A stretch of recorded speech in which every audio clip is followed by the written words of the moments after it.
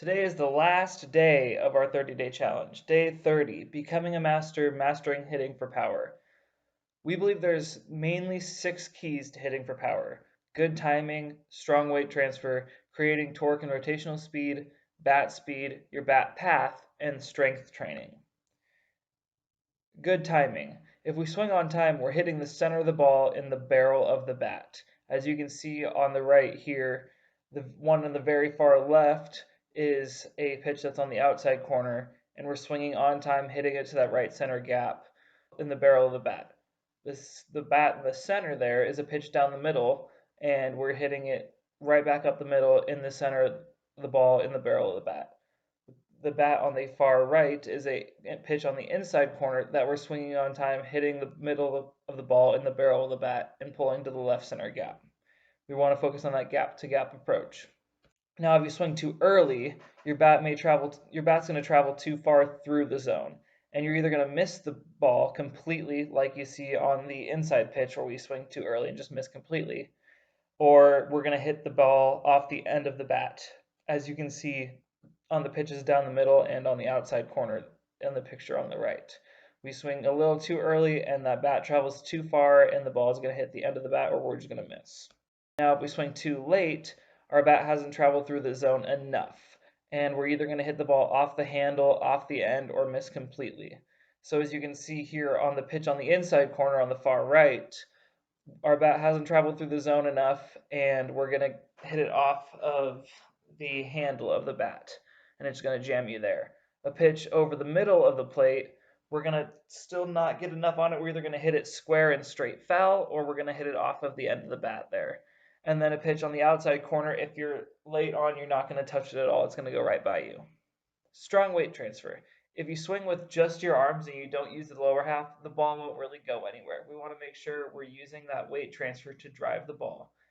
We want to really emphasize the load on this. If we're not loading correctly, we don't have any weight to transfer. So we want to load up our weight and then use that weight built up to explode and transfer that weight through the baseball. Creating torque and rotational speed. I know torque is kind of a confusing word, but all it really means is rotational force. So if you look at Pete Alonso here on the right, you can see his hips are open, and that's the rotational force that we're talking about, is firing those hips. You can transfer the weight from your backside to your front side, but that rotational speed with the hips is what really launches the ball and launches it hard. If you start with that swing with your hips firing open, that creates your rotational speed instead of relying on just your hands for that bat speed. And we also don't want to get our hands too far out. We want to keep our swing pretty compact and really rely on those hips generating that bat speed instead of our hands. If we rely on our hands too much, our swing gets too long. We're going to look at Bryce Harper here as well. You can see in this first picture, his bat knob is pointing right at the catcher. He's got his good load and he's ready to fire. In the second picture here, you can see his hips already creating that rotational force. You can see them opening up quite a bit already as he's starting his swing.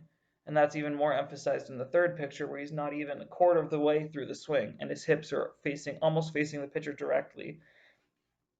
Look at the difference in between pictures 1, 2, and 3. You can really see the difference in the hips there as he's rotating and really creating that rotational force with the hips. And then picture 4 is right at the point of contact. You can see his hips are basically facing the field because he's already created all that rotational force ready to drive the ball. This is what we kind of want our swing to look like through all these stages. We want to get that rotational force. Bat speed. It kind of makes sense scientifically if you think about it, right? The faster your bat goes, the faster the ball goes off of the bat and the further it goes in the field. If you have a slow swing, you're going to hit the ball pretty slow and it's not going to travel as far. It just makes logical sense. To prove this, though, we'll look at the 2017 MLB season.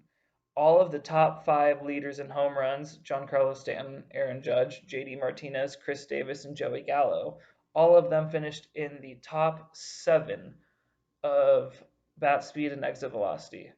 The harder you hit the ball doesn't just affect the distance in the air, but it also makes plays harder on the defense as well. So you really want to focus on hitting the ball hard, even though it might not go over the fence, it still makes a much tougher play in the field. The next thing we're going to look at is bat path. A lot of kids might think that swinging up at a ball will equal home runs because you're trying to get that launch angle, because launch angle is this very new fancy term in baseball. But really, to hit for power, you just need to hit the ball square, and it makes it a lot harder to hit the ball square if you're swinging up at the ball or down at the ball, if you're not swinging on the plane of the pitch. We want the plane of the swing to be the same as the plane of the pitch so we can hit the ball square. If you want more information on this, you can look back at yesterday's video where I went into more detail on the bat path. Also, if you're looking at this picture, you can see Albert Pujols with his front hand is palm up and his backhand is palm down. This is another thing that will help you with your bat path. Last but not least, strength training. It just makes sense, right? You have to be strong to hit the ball hard, right? You can be a small, skinny guy, you can have good bat speed and it can still equate to a few home runs, but you're not going to be that consistent power hitter. The best power hitters in the MLB are all very, very strong. So you have to take your strength training seriously if you want to become a power hitter. You have to really generate that muscle mass where you can hit the ball hard, and you have to generate that strength. Mike Trout, Giancarlo Stanton, and Aaron Judge are three of the best power hitters in baseball. They're very strong. They're big guys who can hit the ball hard. Jose Altuve, on the other hand, he's a little guy. He's like 5'6", which is really short for MLB player, but he's still putting the ball out of the park 15, 20 times a year. He's still got a little bit of power. Usually you see guys that size that aren't hitting the ball very hard, and that's because they're really skinny. But you can see Altuve here, he's really worked on that strength training where he can hit the ball hard, hit the ball over the fence consistently. So you really want to focus on, if you want to become a true power hitter, using that strength training to your advantage. Lastly, in the description below, we have linked some videos that we think might also help if you want some more detailed tips on it. There's some of the pros talking about their tips for hitting for power, and there's some other videos of other coaches and what they think.